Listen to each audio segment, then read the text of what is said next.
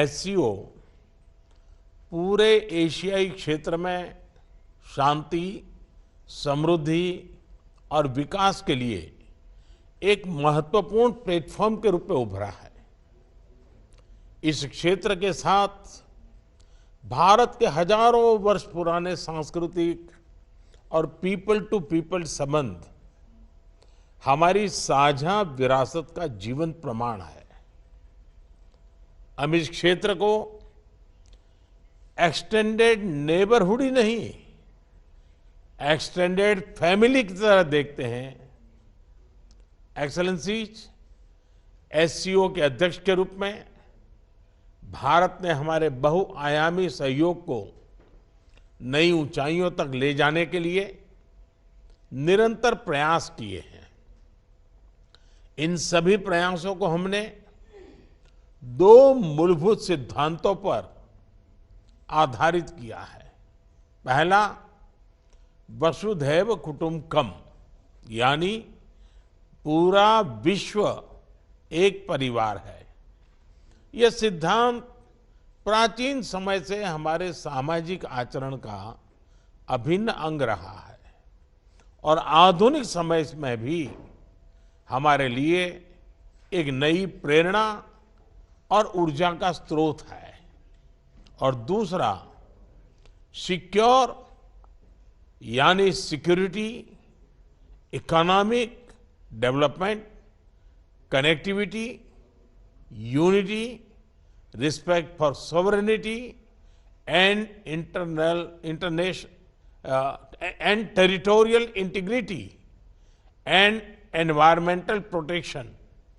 यह हमारी अध्यक्षता का थीम और हमारे एससीओ के विजन का प्रतिबिंब है। भारत ने इस दृष्टिकोण के साथ एससीओ में सहयोग के 5 नए स्तंभ बनाए हैं। Startups and innovation, traditional medicine, youth empowerment, digital inclusion तथा shared Buddhist heritage. Excellencies, Bharat ने एससीओ की अपनी अध्यक्षता के अंतर्गत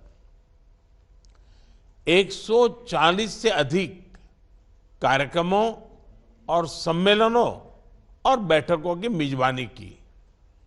हमने एससीओ के सभी ऑब्जर्वर्स और डायलॉग पार्टनर्स को 14 विभिन्न कार्यक्रमों में शामिल किया है। एससीओ की 14 मंत्री स्तर की बैठकों में हमने मिलकर कई महत्वपूर्ण दस्तावेज तैयार किए हैं। इनसे हम अपने सहयोग में नए और आधुनिक आयाम जोड़ रहे हैं, जैसे ऊर्जा क्षेत्र में इमर्जिंग फ्यूल्स पर सहयोग, ट्रांसपोर्ट के क्षेत्र में डीकार्बनाइजेशन और डिजिटल ट्रांसफॉर्मेशन में सहयोग, डिजिटल पब्लिक इंफ्रास्ट्रक्चर के क्षेत्र में सहयोग। भारत का प्रयास रहा है कि एससीओ में सहयोग केवल सरकारों तक सीमित न रहे। लोगों के बीच संपर्क और गहरा करने के लिए भारत की अध्यक्षता में नई पहलें ली गई हैं। पहली बार SCO millet food festival, film festival, SCO Surajkund craft Mela, think tank conference, international conference on shared Buddhist heritage का आयोजन किया गया। एससीओ की पहली पर्यटन एवं सांस्कृतिक राजधानी इटर्नल सिटी वाराणसी अलग अलग कार्यक्रमों के लिए आकर्षण का केंद्र बनी। एससीओ देशों के युवाओं की ऊर्जा और प्रतिभा को सार्थक करने के लिए हमने young scientist conclave, young authors conclave, young resident scholars program, startup forum, youth council जैसे नए फोरम्स का आयोजन किया। एक्सेलेंसीज, वर्तमान समय में वैश्विक स्थिति एक महत्वपूर्ण पड़ाव पर है। विवादों, तनावों और महामारी से घिरे विश्व में फूड, फ्यूल और फर्टिलाइजर क्राइसिस सभी देशों के लिए एक बड़ी चुनौती है। हमें मिलकर यह विचार करना चाहिए कि क्या हम एक संगठन के रूप में हमारे लोगों की अपेक्षाओं और आकांक्षाओं को पूरा करने में समर्थ हैं? क्या हम आधुनिक चुनौतियों का सामना करने में सक्षम हैं? क्या एससीओ एक ऐसा संगठन बन रहा है जो भविष्य के लिए पूरी तरह से तैयार हो?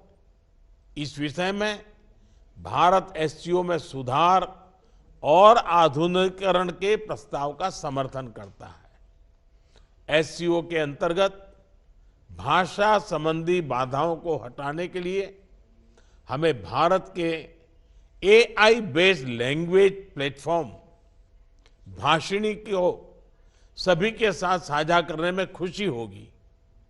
यह digital technology for inclusive growth का एक उदाहरण बन सकता है। यूएन सहित अन्य वैश्विक संस्थानों में भी सुधार के लिए एससीओ एक महत्वपूर्ण आवाज बन सकता है। मुझे खुशी है कि आज ईरान एससीओ परिवार में एक नए सदस्य के रूप में जुड़ने जा रहा है। इसके लिए मैं राष्ट्रपति राइसी और ईरान के लोगों को बहुत बहुत शुभकामनाएं देता हूं। साथ ही हम बेलारूस की एससीओ सदस्यता के लिए मेमोरेंडम ऑफ ऑब्लिगेशन पर हस्ताक्षर करने का स्वागत करते हैं। आज एससीओ से जुड़ने में अन्य देशों की रुचि इस ऑर्गेनाइजेशन के महत्व का प्रमाण है। इस प्रक्रिया में यह आवश्यक है कि एससीओ का मूल फोकस मध्य एशियाई देशों के हितों और आकांक्षाओं पर केंद्रित रहे। एक्सेलेंसी, आतंकवाद क्षेत्रीय एवं वैश्विक शांति के लिए प्रमुख खतरा बना हुआ है। हम चुनौती से निपटने के लिए निर्णायक कार्रवाई आवश्यक है। आतंकवाद चाहे किसी भी रूप में हो, किसी भी अभिव्यक्ति में हो, हमें इसके विरुद्ध मिलकर लड़ाई करनी होगी। कुछ देश क्रॉस बॉर्डर टेररिज्म को अपनी नीतियों के इंस्ट्रूमेंट के रूप में इस्तेमाल करते हैं, आतंकवादियों को पनाह देते हैं। एससीओ को ऐसे देशों की आलोचना में कोई संकोच नहीं करना चाहिए। ऐसे गंभीर विषय पर दोहरे मापदंड के लिए कोई स्थान नहीं होना चाहिए। टेरर फाइनेंसिंग से निपटने के लिए हमें भी आपसी सहयोग बढ़ाना चाहिए। इसमें एससीओ के रेड्स मैकेनिज्म की महत्वपूर्ण भूमिका रही है। हमारे देशों के युवाओं के बीच रेडिकलाइजेशन के फैलावे को रोकने के लिए भी हमें और सक्रिय रूप से कदम उठाने चाहिए। रेडिकलाइजेशन के विषय में आज जारी की जा रही ज्वाइंट स्टेटमेंट हमारी साझा प्रतिबद्धता का प्रतीक है। एक्सेलेंसी, अफगानिस्तान की स्थिति का हम सभी की सुरक्षा पर सीधा प्रभाव पड़ा है। अफगानिस्तान को लेकर भारत की चिंताएं और अपेक्षाएं एससीओ के अधिकांश देशों के समान है। हमें अफगानिस्तान के लोगों के कल्याण के लिए मिलकर प्रयास करने होंगे। अफगान नागरिकों को मानवीय सहायता, एक समावेशी सरकार का गठन, आतंकवाद और ड्रग तस्करी के विरुद्ध लड़ाई तथा महिलाओं, बच्चों और अल्पसंख्यकों के अधिकारों को सुनिश्चित करना हमारी साझा प्राथमिकताएं हैं।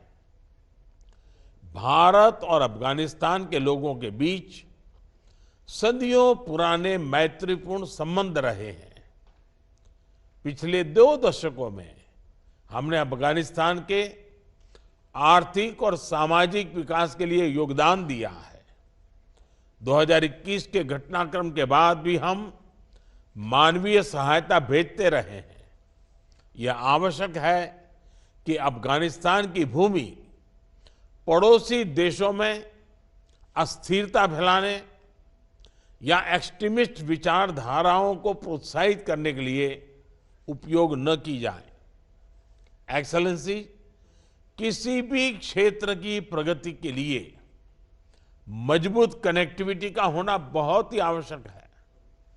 बेहतर कनेक्टिविटी आपसी व्यापार ही नहीं, आपसी विश्वास भी बढ़ाती है।